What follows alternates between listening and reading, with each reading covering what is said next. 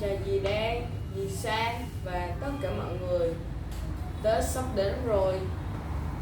Con sẽ được tặng cho mọi người một bài tên là Tết này con sẽ về, cho những người không thể về gia đình cùng nhau ăn Tết. Chúc mọi người mạnh khỏe, bình an và hạnh phúc. Đây là phần trình bày của con.